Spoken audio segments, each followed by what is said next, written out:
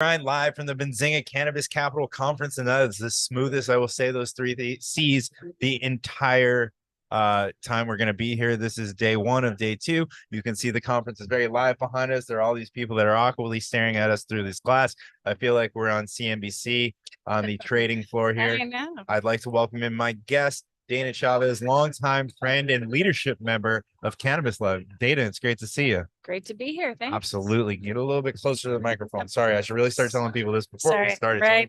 Awkwardly reach in front of you. So, Dana, you have always been on the banking side of things, compliance. You've been an expert in that area for a very, very long time, and it's something that I'm very intrigued with in the industry because obviously it is a huge problem in the industry is access to banking, access to affordable banking, payments. These are all things that cannabis companies lose all the time. And anyone who's working on making it easier for banks to work with cannabis companies and other parts of the financial industry to work with cannabis companies, I love it and it's absolutely needed. So tell us a little bit about what you're doing.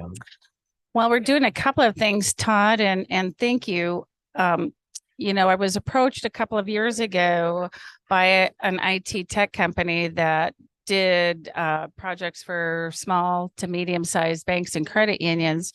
And they asked me what it would, what was lacking in the cannabis space because they wanted development shop. Yeah. And so I thought, well, this is a perfect opportunity to let them know about everything that was lacking in the system that we were using, because the system that we were on still demanded a lot of data entry, manual data entry. No better way to do that than having experience on the front line. Right.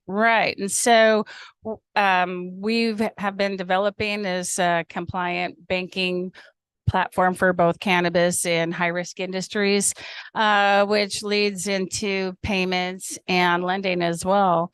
So we have a separate payments platform for our PIN-based debit solution. Beautiful. So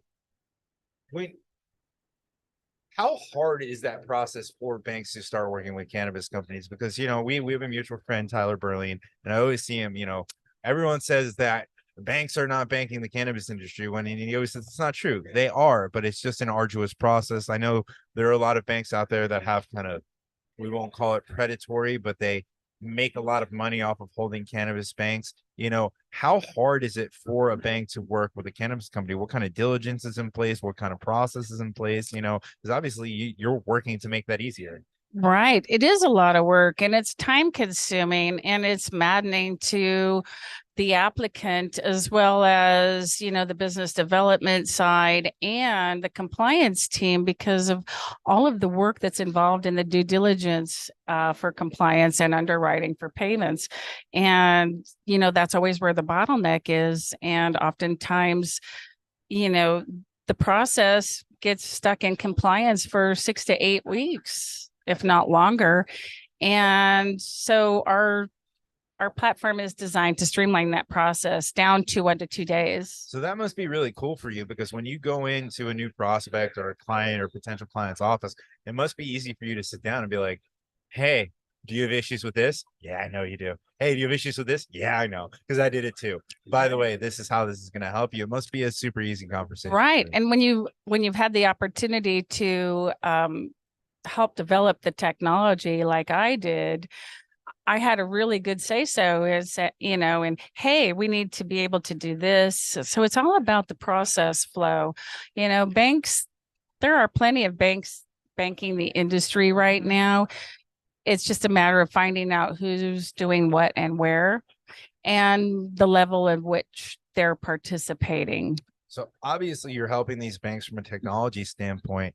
Payments was almost a natural progression with that too, because the two things that cannabis companies and even ancillary companies lose the most often, payment processing and banking. If you have a way to make those both sticky, that's a huge need for the industry. Right. Payment processing, especially for the cannabis space, considering, the restrictions and the limitations put on us by, the major card brands.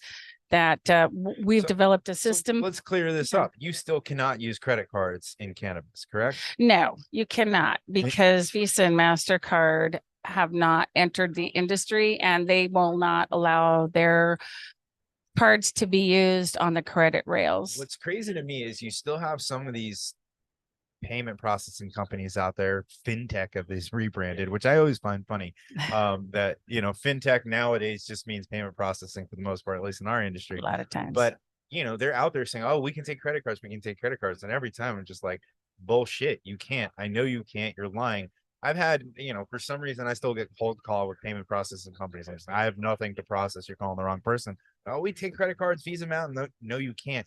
And it's funny. Some of them have now come clean and admitted it's like, oh, well, we can do that for alternative cannabinoids. I'm like, well, that's not, to me, the cannabis industry. So it's funny, and I'm glad that you're able to clear it up and say no, it's not possible. So to me, that means that you guys are one of the better eggs out there. Right, right. And so the way we can do it in a compliant manner is that our transactions are debit transactions that are processed on the B and C rails instead of the A rails, which are reserved for Visa, MasterCard. See, I've never, and maybe just because I don't understand payments, I've never understood why debit cards were always an issue. Because at the end of the day, whether I'm physically taking my cash out via the ATM, or if they're going to debit it through my debit card, it's the same money going to the same place. So it's just, all they're doing is making it a giant pain in the ass, because I'm the guy who, what's my total? 200. Shit, I only have 180. Where's your ATM? Hey, everybody, wait for me. I'm too dumb. I didn't get enough cash, or I found something I wanted,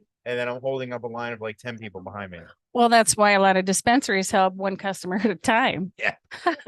Because of me and all the other me's out there. Right, right. Awesome. What are you seeing in the industry? What are you seeing forward looking? What are you excited about? Do you think things are going to get better? Or are they going to get worse before they get better? I know that you're trying to make it better with the products that you're bringing to market. Yeah, luckily I've had an opportunity to see the pain points for this industry in just about every seat in the stadium. Yeah. And this is the seat that suits me best because I've always been a huge advocate for normalizing the industry and making it easier for everyone to be profitable. I love seeing it because you were always banking the industry, and now you're making it possible for more people to do so. And for more banks to enter the industry that do not know what's needed or have the resources or know what resources they actually need to even begin a banking program. That's beautiful, because that leads us more down the path towards normalization and wide access to accounts and everything else. Well, and if our system can minimize the staffing needs that the banks require for due diligence, onboarding, and monitoring, and the CTRs and SARs, sometimes those banks have about 15, 20 dedicated BSA officers. That's expensive. Sure is. And it doesn't help to scale when you want to grow. Huh? I said, do they all have VP titles? Right. Everybody in a bank's a VP. Right. So, but this eliminates the need for that many staff. That's awesome. That is incredible. And I love the fact that you're taking the knowledge that you started out with and you're being able to scale that through technology. It is what this industry needs. And where can people find you? They can find me at Dana.Chaves, CHAVES, at FinResults.com. Beautiful. Dana, I know we will see you at the party tonight. Thank you so much for stopping by. Thank you. We're looking forward to hosting tonight. It's going to be a great evening. That's our hosting. That's awesome. Yeah. I hope that we heavily invested your sponsorship money in the dumplings, because they are delicious. All the dumplings to you, Todd. Awesome, Dana. All right.